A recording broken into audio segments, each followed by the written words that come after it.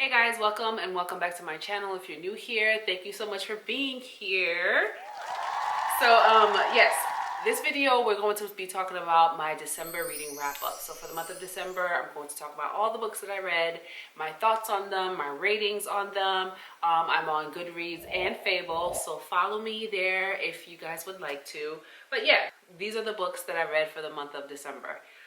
So for December, I only was able to read 6 books. I generally read around 6 to 8 books per month, depending on how big they are. And also depending on what's going on that month. Sometimes it's a lot less. I think there was one month I was only able to get through 3 or 4 books, which is fine. But yes, so generally 6 to 8 books. This month it was only 6 books, which is fine. But I did enjoy the books that I read this month. There weren't really any duds. I did have a 5-star read. I actually had 2 5-star reads for this month, which is, for last month, which is really good.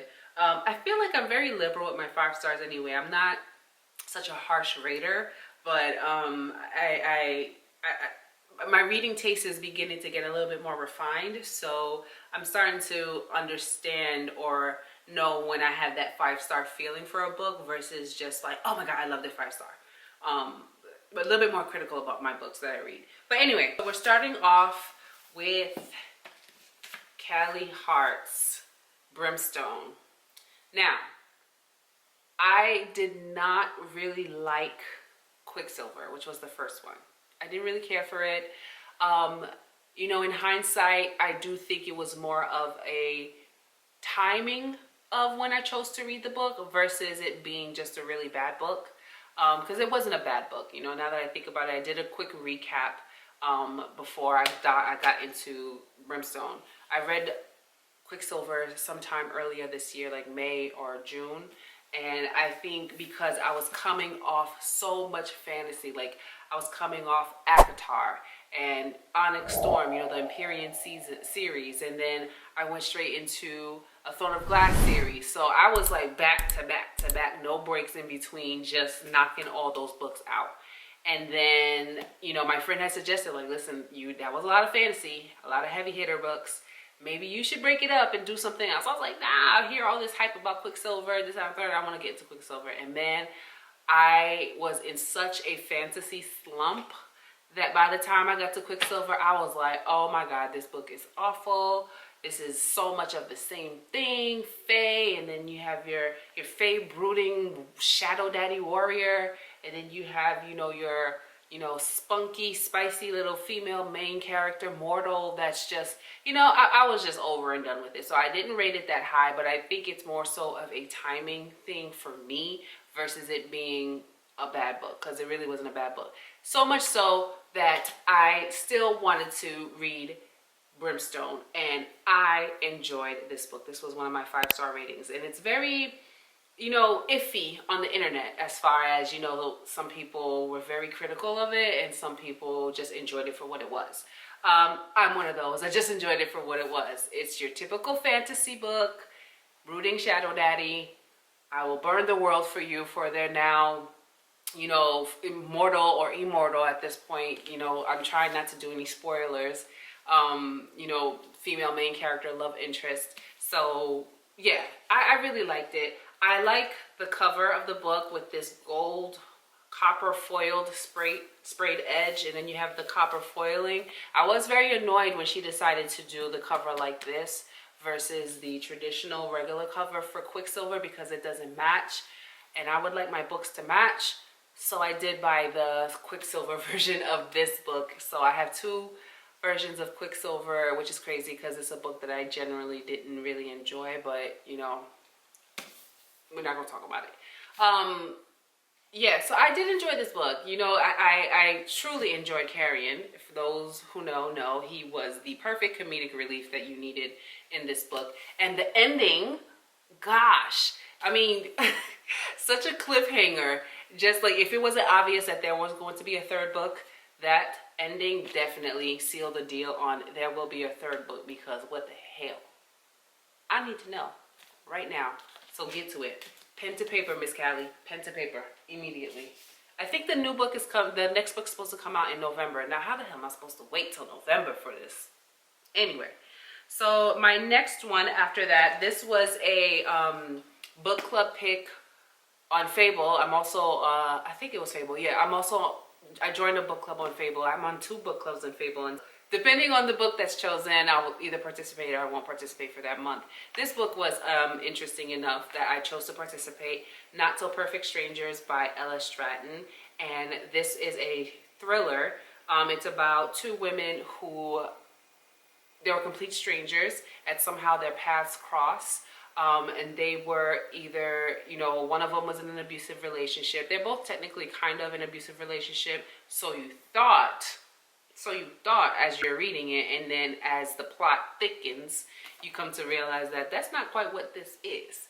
But yeah, they cross paths with each other, and then now they have to like come together to see how can they possibly help each other out, or maybe not. I don't want to give any spoilers because this was a good book. I rated it 3.5 stars. I know that, there's some talk on the internet, 3 stars isn't a good book. I think 3 stars is a good book. It's not bad. It's not great. It's digestible. You can read it. So I thought this was a good book. And, it really left me wondering what's really happening here. The main character, the female main character, well, there's 2 main female characters. So the villain that you end up finding out who really is the true villain versus, the little innocent. The little innocent one was a little annoying. She was a little too annoying for me at some points, insufferable. But for the most part, still able to get through it and find out what's going on and what's really happening. So I definitely think that this was a good thriller. Next was a buddy read that I did with my friend Lindsay, and I was really excited to get into this book, The Night and the Moth. First of all, the cover is just so pretty. It's such a pretty cover. I feel like my phone, my camera battery is about to die for a second because it's overheating. I should have filmed this during the day so I can have some natural light. But we're going to talk till I can't talk anymore, till it dies. But this was such a fun read. It honestly was. And this was my first time doing a buddy read. We picked this book up at the book warehouse. They have this book warehouse in South Carolina once every month at the end of the month. Books are like 70% off. So this was like $3 or $5 at the book warehouse. If you're ever in the area or you want to take a nice little road trip, go down to Easley, South Carolina every end of the month, and they have this huge, massive, it's like a Costco warehouse full of books and all different genres and whatnot, and they're like all 70% off. But anyway, yes, we did a buddy read. This was so much fun to read. I really, really enjoyed the gargoyle, Bartholomew. Oh, such an enjoyable, unforgettable character. I like the romance in it. My friend and I, we differ in thoughts of, she thinks that it was too quick. I thought that it was just fine. It wasn't the slowest burn, but it was slow enough. I mean, I feel like we were more than halfway through the book where they finally decided to finally get it on. Spice is very mild. There's really any, what's happening, but it's not in detail like some other books. But yes, I definitely enjoyed it. I rated it 4 stars. I never got the 5-star feeling with this book, but super enjoyable. I would definitely recommend it if you're into fantasy. Next was By the Book by Jasmine Guillory. She's a new to me author. I mean, a lot of these authors are new to me, honestly. But this was a nice little palate cleanser romance in between all the heavier books that I was reading during that time. So you had so much fantasy and then the thrillers. So this was a nice little short romance book. And it's about a girl, Isabel, who, she had just graduated college and she's now finally working in the field of, that she went to college for, publishing. And she's an editor as well at a publishing firm. Also, I like books that, have that bookish aspect to it. But anyway, so yeah, and she has it gave very much so like Devil Wears Prada, where you have the new intern and she's like so green and happy and cheery to get this new job that she's excited for, she's always wanted, and she has just like this mean, you got Miranda as your boss who just could care less about you, you're just the help or whatever the case may be. So it was given very much so that in the beginning of the book, and she was just so desperate to really make her mark in the field at her job and just really impress her boss. So she ends up having to now go and try to convince one of their celebrity authors. He's not an author, but you know, he's supposed to be writing a memoir that he's not holding his end of the bargain on. So she has to go and convince him to get it done because it's been a while now and money's been dished out, but we ain't got no book. So yeah, and you know, it just turns into this whirlwind romance, and I enjoyed the book. I think I rated it 3.5 stars. You know, shed tears? No. Did I enjoy it? I had a good time reading it? Yes. So 3.5. Not the best book, not the worst book, and definitely enjoyed this book. Next is, I'm trying to go through this before the camera dies, The Women by Kristen Hanna. Now, I read The Nightingale, and there was just all this hype like, oh yeah, get the tissues ready, and da da da da. And it didn't happen for me. It didn't happen for me. Yes, it was a sad story, definitely sad parts, but it wasn't sad enough to make me cry. And I'm not saying that, you know, if you cried, it's a good book. I mean, it was a good book. X-nay what I just said, but it was a good book. It wasn't just a 5-star read for me. But this was The Women. It was a 5-star read for me. I really enjoyed the aspect of women in the Vietnam War, her experience of what was going through, what it was for her during the Vietnam War, and also her experience when she got back from the war. You know, she is pretty much where Frankie, who's the main character, she wanted to basically prove to her family that, you know, women can be heroes as well. It's not just men, but women can be heroes and not just fall into the stigma of just women being homemakers. And so she decided to, she was a nurse, a nursing school. She graduated nursing school and decided to enlist in the Army or Marine. I forgot which one it is, as a nurse. And she was out there, she saw all types of stuff. No, she wasn't in combat, but it was still very real for her to have to care and treat all these men who were coming in limbs off, guts spilling out, this, down, the third. And, you know, just even being in the vicinity of war itself was, you know, very traumatizing for her. And then coming home from war and finding that people really didn't appreciate, or not even acknowledge, that's the word, people really didn't acknowledge the fact that, hey, women didn't even go to, there were no women there. That was like what was being told. There were no women there. And then, you know, when she would sit there and tell them what was really happening, that she was there indeed, and that, you know, women were there, they didn't acknowledge it. Well, then you can't have possibly experienced what the men experienced because you weren't in combat. You were just a nurse there. Yeah, so, you know, the fact that she was a woman and that she wasn't in actual combat, it was as if her experiences weren't real. She was going through what we now know as PTSD, and all of her feelings were just being invalidated and basically saying, just deal with it, go and, you know, talk to your friends about it, this, that, and the third. All the stuff for the VA and all the resources that were available for women, she was basically being laughed at and, you know, turned away as these resources aren't for you because you weren't in combat. And also, you know, there was some love there as well. There were some points in there where it's just like, girl, buckle up, tighten up, stand up. Stand up! Stand up! Why like, some of the decisions that she made were just, you know, very questionable, but they were real. They were very human-like. She was human, and those were her feelings, her real and raw feelings at the time. So, okay, hi, we're back. If the setup or the angle is different, it's because, yeah, I had to move it so it can cool down. And I put some more curls in my hair. I felt like my curls were falling with my 1-inch barrel, so I tried curling my hair with my flat iron, and I must say I like the curls a lot more. Don't you? Yes, you do. Anyway, so where did I leave off? Okay, I think I was talking about the women. No, I think I was. And basically the decisions that she made, you know, with her being in love and just falling in love with all these people who just weren't good for her. Like, girl, you know that you can't be with these people, but nonetheless, the heart wants what the heart wants, right? So she learned some valuable, hard lessons.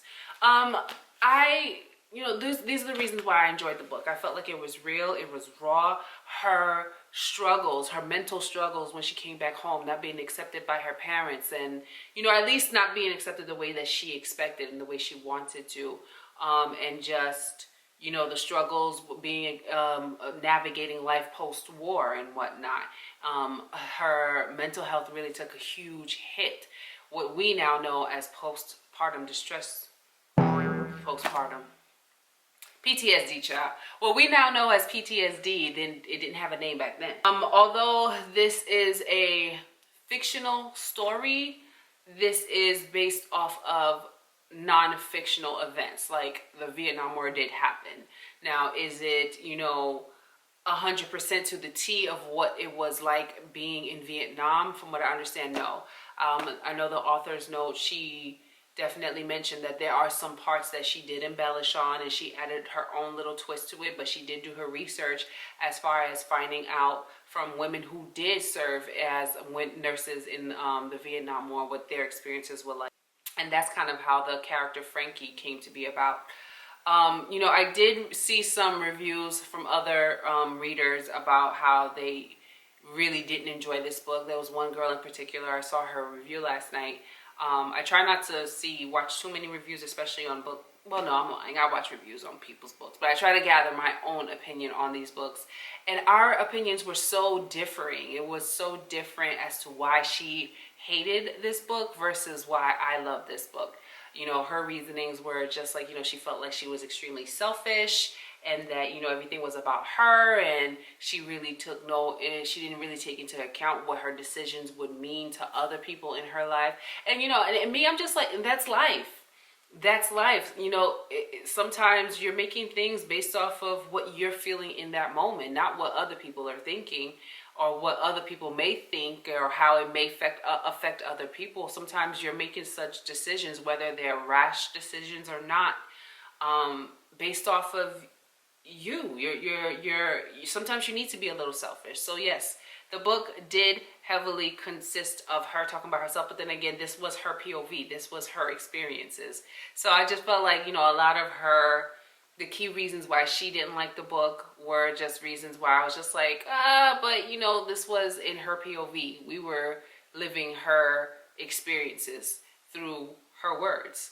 This wasn't a memoir of someone's experiences, real experiences, you know, from Vietnam. This was just a fictional character as far as, you know, what happened to her in, you know, what did really happen in real world, if I'm making any sense. But yeah, that's my take on the women. I loved it. There were parts I did tear up and cry.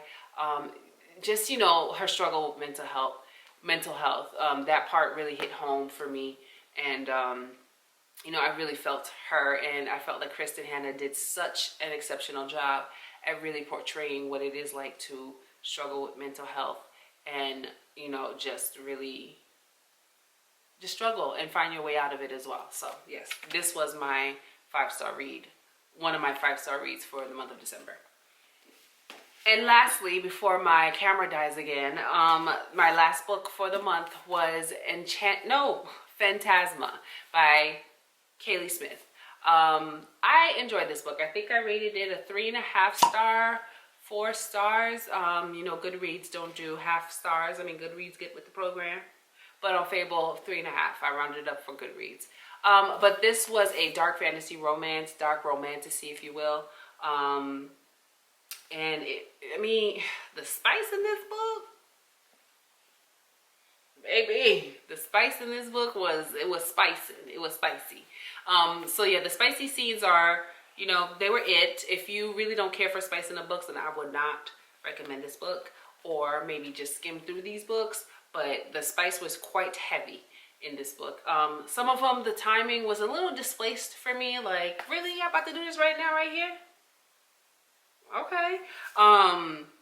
And, you know, this was pretty much about, you know, this girl, Ophelia. She decides to enter into this contest called Phantasma, so she can try to help save her sister, who had, unbeknownst to her, entered this really deadly game contest. And you know, they really go through a lot, or at least she goes through a lot. She's a necromancer. I'm just jumping all over the place. I don't know what the hell a necromancer is, if I'm being, and I don't even know if that's a real thing or if it's just made up for the book.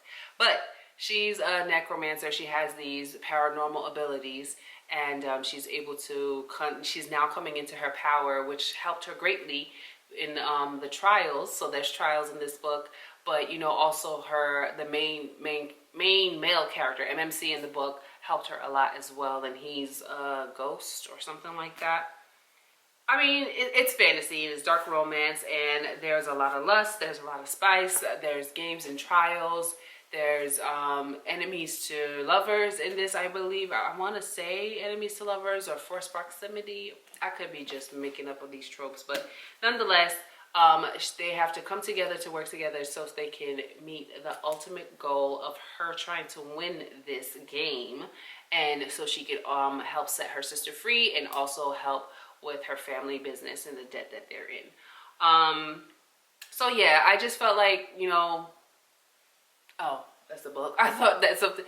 Yeah, I gave it a 3.5 stars. I felt like, you know, when we got to the real plot twist, the big, you know, reveal, that it was just glazed over.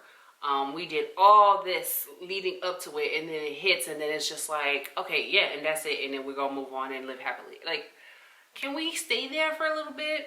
You know, can we marinate? Let's sit in it for a little bit. Let's explore this. It was just one chapter of, this is it, deal with it, do what you want with it, and let's move on.